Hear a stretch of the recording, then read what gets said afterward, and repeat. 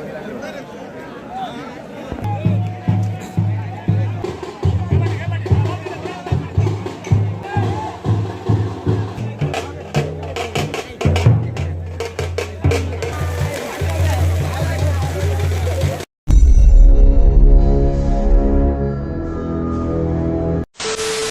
नमस्कार मंडळी, एका नवीन व्हिडिओमध्ये तुमचं सर्वांचं स्वागत आहे. तर आज आहे 14 मार्च आणि आज आहे शिमगोत्सव. आमच्या गावातील शिमगोत्सव आहे.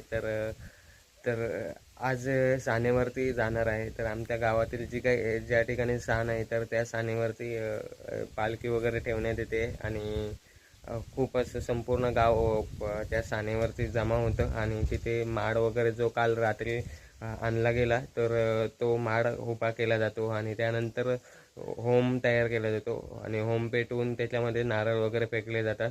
तर हे सर्व काही ह्या व्हिडिओतून तुम्हाला बघायला भेटणार. पण आता जाऊया आपण सानेवरती. तर आता सकाळचे वाजलेले आहेत 9 वाजलेत आणि आता 10 वाजेपर्यंत माड उभा करणार आहेत. तर 10चा टायमिंग दिला आहे. तर आता पुढे बघूया कसं काय. तर चला मग आता पटकन आपण सानेवरती जाऊया आणि मग व्हिडिओ शूट करून तुमच्यापर्यंत नक्की दाखवणार आहे. चला.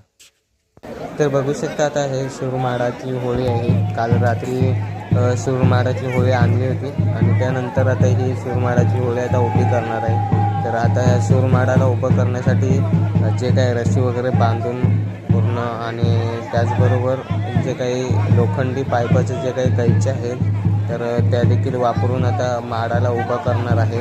तर कशा प्रकारे माडाला उभं केलं जातं हे तुम्हाला बघायला भेटणार आहे. तर आता बघू शकता सर्वजण गावकरी, गावातील सर्व भाविक जे आहेत ते सर्व एकत्र झालेले आहेत आणि प्रत्येकजण उत्साहित आहे शिमगोत्सव साजरा करायला. आणि बघू शकता आता जे काही माड उभा करताना सर्वजण एकत्र आहेत आणि हे एकदम भारी इकडचा आनंदाचा क्षण आहे हा. खूप भारी वाटतंय.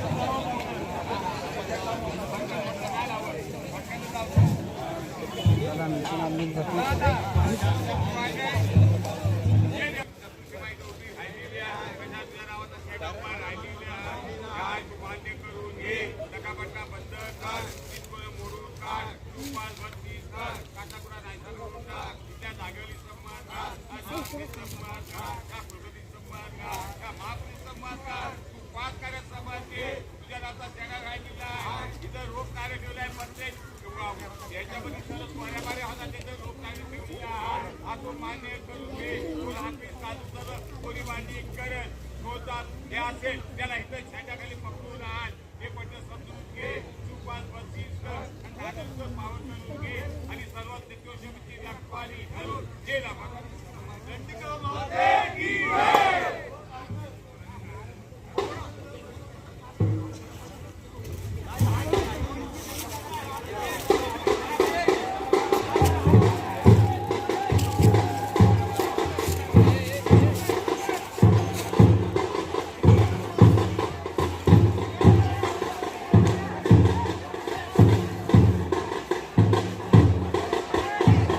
तर बघायला भेटलं की तुम्हाला माड कशा प्रकारे उभा केला जातो काय. आणि आता माड उभा करून झालेला आहे आणि आता थोड्या वेळातच होंबाकडे सर्वजण जाणार आहेत, जिथे होम वगैरे तयार करून त्याच्यामध्ये नारळ वगैरे फेकले जातात. तर ते देखील आता तुम्हाला बघायला भेटणार आहे. आता हे सर्व होंबाच्या साईडला जाणार आहे.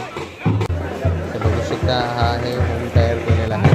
त्याच्यावरती गवत वगैरे टाकून सर्व मोठं ढीग वगैरे करून होम तयार केले आहे. त्याचबरोबर त्याच्या भोवती पालखी फिरणार आहे.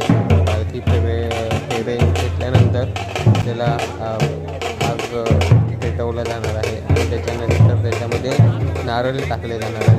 तर हे तुम्हाला पुढे बघायला भेटत असणार आहे. व्हिडिओ उभा चालू आहे, व्हिडिओ म्हणजे उभा चालू आहे. नंतर मग तो पाठवता नाही.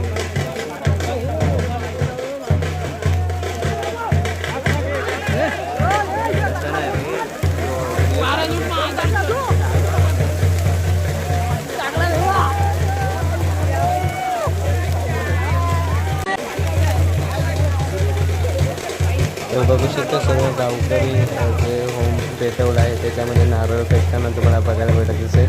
तर हे आता सर्व नारळ फेकले जात आहेत होंबामध्ये आणि ते पूर्ण थोडे फेकल्यानंतर ते पुन्हा परत गोळा करून प्रत्येकजण आपापल्या घरी घेऊन जाणार, एक प्रसाद म्हणून वापरण्यासाठी, खाण्यासाठी.